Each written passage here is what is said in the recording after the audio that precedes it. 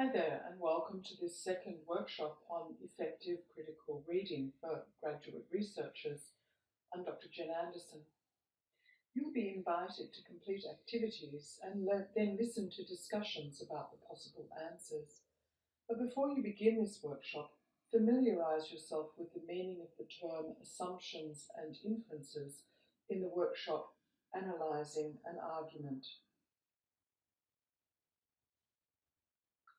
In Workshop 1, we examined the various academic purposes of reading with a critical eye, and we used the criteria for assessing text relevance for a research project. In this workshop, we'll revisit ways to assess the relevance of an article for your research, and then we'll focus on ways to understand and interrogate the text, and finish up with strategies for building your critical reading skills. For this workshop, you'll need to download a copy of the article Trees and Urban Forestry in Beijing, China. If you did part 1 of this workshop series, you'll have already downloaded that article. You'll find it next to the link to these two video workshops on effective critical reading. In part 1 of this series, we investigated the relevance of a research article for this research topic, Urban Forestry, a Cultural Perspective. The research aim is to consider cultural elements of urban forestry by conducting case studies in Melbourne, Australia and Beijing, China. If you haven't yet done this activity, do it now. Pause the video, complete the activity, and then see the comments on the next slide. But if you have done this section, just move through to slide number 5.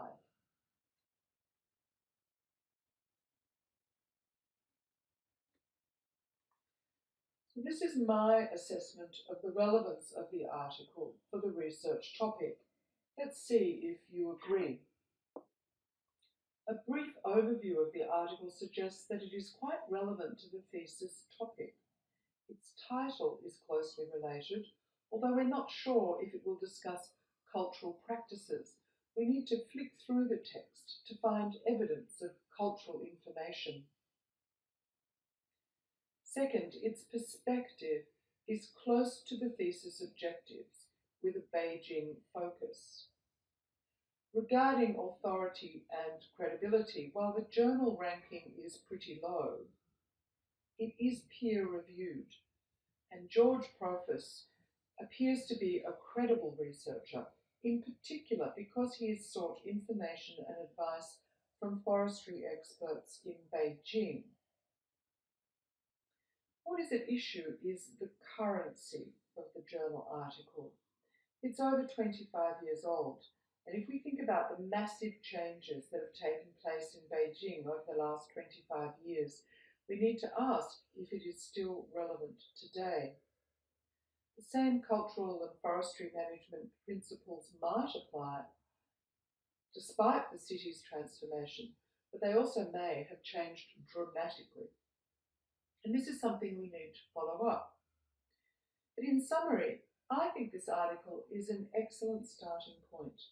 Even though it's out of date, it gives me a list of forestry management principles and cultural practices to compare against more contemporary practices, and to help me kind of visualize how I might go about looking at contemporary Beijing and Melbourne urban forestry planning.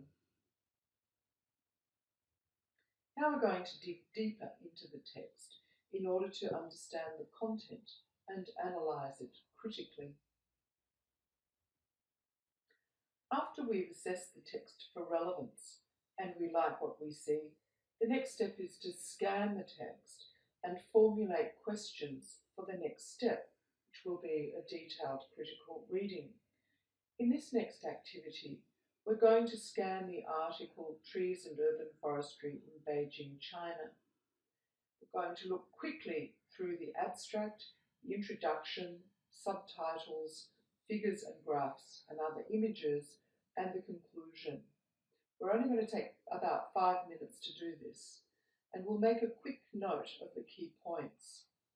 Then, based on this scan of key information, we'll write down 5 questions that we want to know more about when we read the detail. So do these 2 activities now. Pause the video and complete it.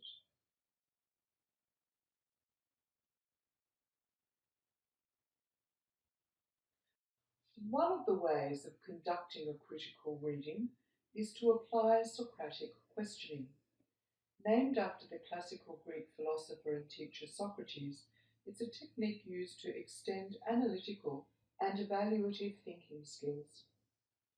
Clustered on the tree on the left are some questions that I've formulated based on my scan of the text. Look at these questions.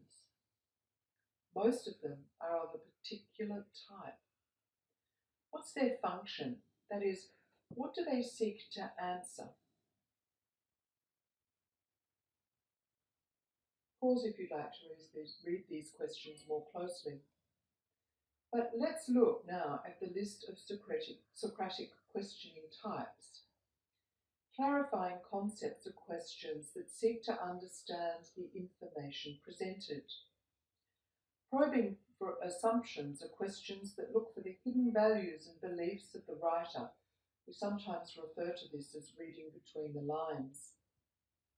When we probe for rationale, we seek to find out why the writer thinks the information they're presenting is important, the contribution that it's likely to make. And asking questions of evidence, we want to provide further justification for the value of the research. When we question viewpoints, we ask whether the opinions of the writer are credible, shared, or purely subjective. And when we probe implications, we ask, what are the likely impacts of the research findings or solutions?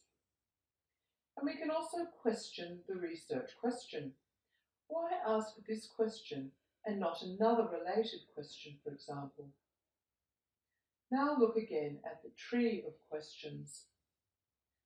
What type are they? That's right. Most of the questions aim to clarify concepts, to get information from the text. In the first reading of a text, when our knowledge is limited, this is the most likely type of question to ask. What type of questions did you formulate from a quick scan of the article? Now read the article to answer your 5 questions. And if you want to know more about Socratic questioning, just follow the link in the references at the end of this video. Pause now.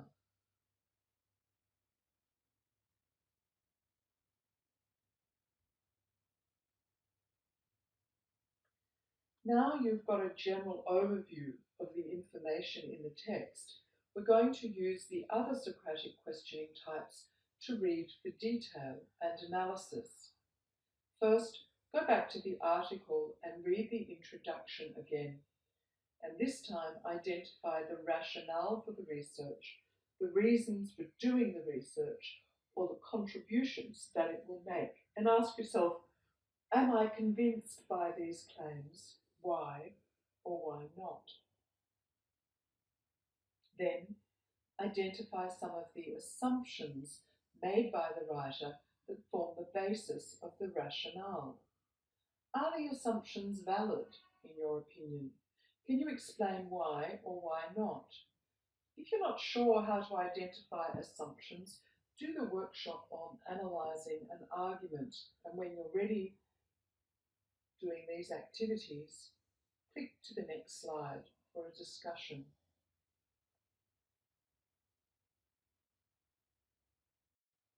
First, let's look at the rationale from the introduction.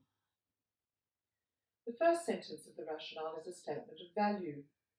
Urban forests are increasingly valuable in their influences on the quality of life in a rapidly changing world. The second sentence begins with the topic of the research, by studying urban values and use in cities with divergent cultures and histories. Then comes the first contribution, Similarities or differences may provide new management insights. And a second contribution, it may provide important clues to human preferences and behaviour. Note how the writer uses the modal of probability may, marked in red. Modals such as may and are likely to often appear in research rationales where the impact of the research cannot be strictly measured. We might probe the rationale by asking such questions as, can this research really contribute to management practices? In what way? And can clues to human preferences and behaviour be generalised beyond a specific context? I am quite convinced by the rationale. I'd like to read further.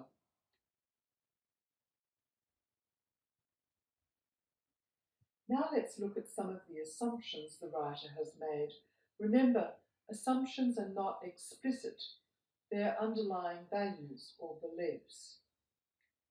I'm going to slowly click through these assumptions and give an analysis of whether or not I think they're valid. That is, can I think of a situation where the assumption does not hold?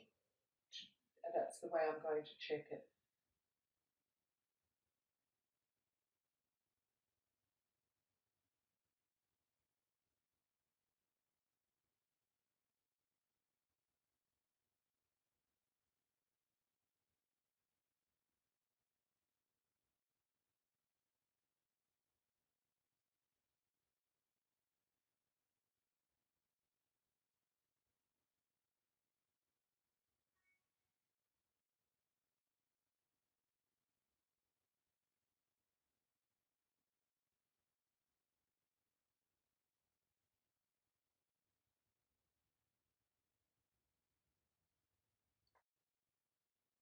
Do you have other assumptions or comments about the validity of these claims? Perhaps these assumptions were accepted as valid when the article was written, but I think that today we would need to clarify these assumptions for the reader.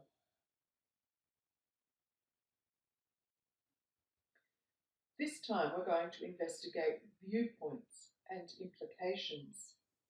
Now follow the questions and read the section called Location. Pause the video now.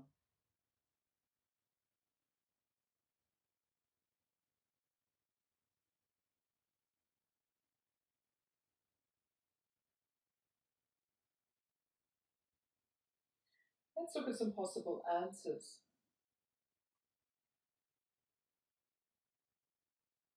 Question 5A is an information gathering question. It's useful because the pressures that are identified for Beijing might be equally relevant to Melbourne. But I do ask myself another probing question. What about now?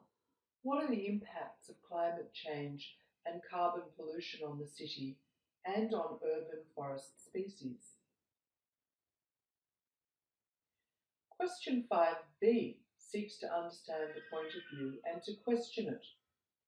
Fouros implicitly questions the viewpoint of the forestry authorities in Beijing to favour wind reduction over pollution clearance. We understand that he would probably consider another option. Question 5C extends the thinking of Fouros into a future scenario, possibly made more real by climate change. What are the implications of Beijing becoming a desert? And what will this mean for forestry management? We should be able to answer these questions 25 years on with greater accuracy, and possibly we might have more solutions. So by actively engaging with the text, you can see that we find useful material for our own research. Our questions grow in depth and give us ideas for our projects. Right then, now it's time for you to pose some Socratic questions that focus on the research question the questions that should lead you to further research articles. Read the instructions for each article section, these article sections, and then go to the text and formulate your own probing questions. Pause the video now while you do this activity.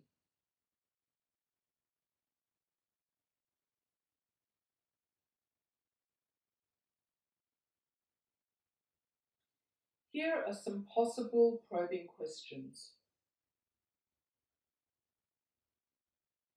You may have thought of others that encourage further research. Pause the video if you'd like to look at my questions and think about the ones that you posed. As we said, this article is very old, but it has been really useful to get some ideas and pose questions for the research project. It's also good to understand the historical background because one of the key functions of research is to document change over time. Now I'd like to find some more up-to-date articles. I'll read them and use the probing questions I formed in the other article to see if I can get more information. Here are two different ways to do a catalogue search to find more up-to-date articles. Try them both, option 1 and option 2, and decide which gives you better results. The first one uses the title of the research, and the second one uses keywords in the research. Do they retrieve the same sources or different ones? I guess the idea around this is that you need to try different strategies to make sure that you can find the sources that you need. The first year of an HDR degree can be really challenging, in particular if you haven't used critical reading skills for some time. So our final advice is read often, don't give up, read every day if possible, and read actively and pose questions before and during your reading. Keep a list of the questions that you're posing. You'll probably use them again for your next reading, and they may guide your research project. Create a study group that reads and writes together. In particular, in the humanities or on group research projects in the sciences, this kind of group work will save time in the end because you'll be sharing great insights and making notes. If you need to discuss what you've read with your supervisor to check that you're on the right track, ask them to listen to you talk about the reading and what you've gained from it, and seek their input. Don't wait for them to ask you questions or offer you readings. There are also more resources available on our WordPress site. Here are some useful references. And finally, may your thinking and questioning skills make for a deeply interesting piece of research. Cheers.